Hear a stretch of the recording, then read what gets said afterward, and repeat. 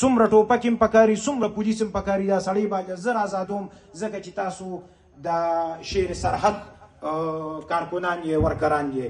نو ما ته دومره فخر محسوس شو په هغه ټایم کې، زما دومره عزت سیوا شو چې تاسو سوچ نشئ کولی چې کله د یو صوبې ګورنر تا ته وایي چې زما ستا په لیډر فخر دی، ستا لیډر نرو، ستا لیډر شیرو. نو واقعي ده چې شیر ځکه و چې زموږ دپاره یې وینه ورکړه.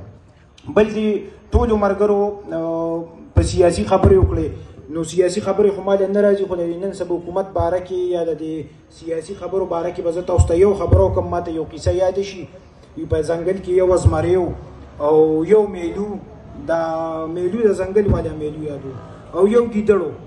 نو وایي دې درې واړو سلا وکړه چې موږ به په یو ځای ښکار کوو.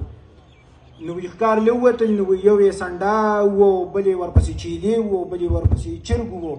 وایي د زمري دا درې او دا دواړه راغونډ کړل، ورته میلو ته وایي چې میلو وکړه انصاف، څنګه چې پیوس کوي. وایي میلو وکړه انصاف. بس میلو ورته وایي چې باچا صاحب ته زمری مې او مضبوطه مې د ځنګل باچې وي، دا سنډا به تو خورې. وایي زه هم داسې لږ پهلوان شانتي یم، نو دا چیلې به زه وخورم او وایي دا ګیدړ چې کوم دی وي دی به پکې دا چرګوټي وخوري. نو بس هغه زمري خپله پنجه اوچته کړه چې دا میلو یې پیو او هغه نه هغه سترګې بار راووتې. چې سترګې ترې ووتې ګیدړ ته وایي اوس تو انصاف وکړه.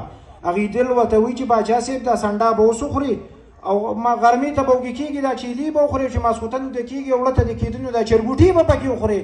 نو هغه زمري ورته وایي ګیدړه وایي دا دومره ښه انصاف دې د چا نه زده کړی دی. وایي دا راته د دې میلو راوتې سترګو وښو، نو لږ صبر کوې د ده به دا سترګې راوځي، نو دا انصاف په ټولو ته ښکاره شي او هغه بل د جیل نه خطونه لیږي. نو بس دغه د ګیدړه دي. نو دا خو زموږ د پاکستان د سیاسي حالاتو یو وړوکې خبره مې درته کوله چې په دې بحث نه کوو د ځنګل به څه باسي. مین شي د قومي وطن پارټۍ ورکران دي، دا پارټي کامیابول دي. اول د ټول نه مخکې دا برسي کامیابول دي چې برسي کامیاب شي د دې پارټۍ لپاره به کار کوو، ځکه چې قومي وطن پارټي واحد پارټي ده چې دا د غریب پارټي ده، دا د مزدور پارټي ده او دا د کساني پارټي هم ده، دا د غریبانانو پارټي ده او موږ غریبانان یو، موږ مزدورکار یو، خو موږ دلګان نه یو. د قومي وطن پارټۍ هر ورکر یو نر ورکر دی، زموږ لیډر نر دی.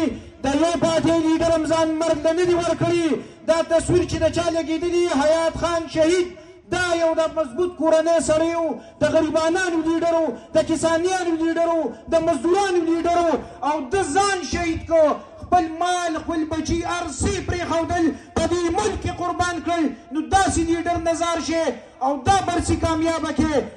زما دا مختصر خبرې وي، خو زما په دې خبرو چاته تکلیف رسیدلی په دې ناستو ملګرو کې د کیمرې په لار مې چې دا کوم مشران اوري کشران مې اوري او څوک پې خفه شوي د هغوی نه معافي غواړم. په یو شعر د اجازت غواړم.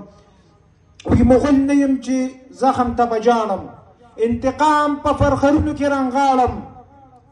زه پښتون چې کله سم شم په سمي شم، د زري حساب به درنه غواړم. والسلام.